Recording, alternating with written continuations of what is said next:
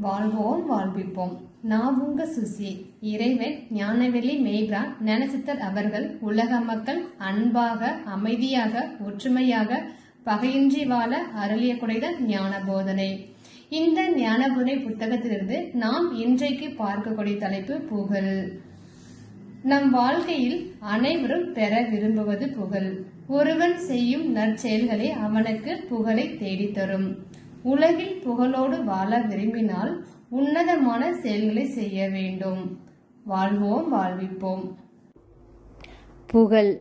புகழ் நீ பெற வேண்டிய உடல். ஆம், உருவத்தில் உலவும் போதே உலகத்தில் நிலைக்க வழியை தேடு.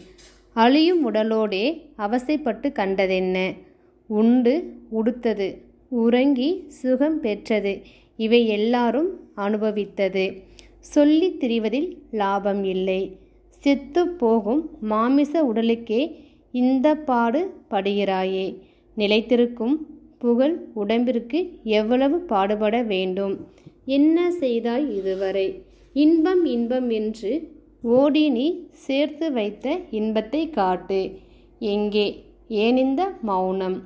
பேச என்ன இருக்கிறது? பாசம் வேஷம் என்று மாற்றி மாற்றி போட்டு வாயடைத்து நிற்கிறாய். பேச வேண்டியது உலகம். உன்னை புகழ்ந்து உன் செயலை வியந்து யார் இவருக்கு ஈடென்று. இது போதும் உன் ஒட்டுமொத்த வாழ்நாளின் பலன்.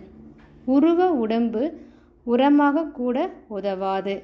அருவ உடம்பு ஆண்டு நிலைத்து நின்று நினைப்போர்க்கெல்லாம் நல்வழி காட்டினால் வேறென்ன வேண்டும்? பெற்ற தாய் தந்தைக்கும் வாழ்ந்த தாய் நாட்டிற்கும் செய்யும் கைமாறே சரித்திரம் படைத்த உன் வாழ்வே. பொன்றாது நிற்கும் புகழே.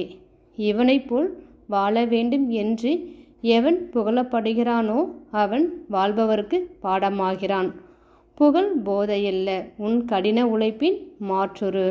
கலங்காதே, தடையை தாண்டி செல்லும் வலிமை வேண்டும். காலம் வரும் வரை பொறுமை வேண்டும். செய்யும் செயலில் நிரம்பிய அறிவு வேண்டும். கடமையை உணர்ந்து வாழ வேண்டும். எல்லா சூழலிலும் பணிவு வேண்டும். பிறநலம் பேணும் பண்பு வேண்டும். மனிதன் என்பதை மறக்காதிருக்க வேண்டும். புகழ் உன்னை தேடி வரும். தெளிவு வேண்டும். வாழ்வோம் வாழ்விப்போம்.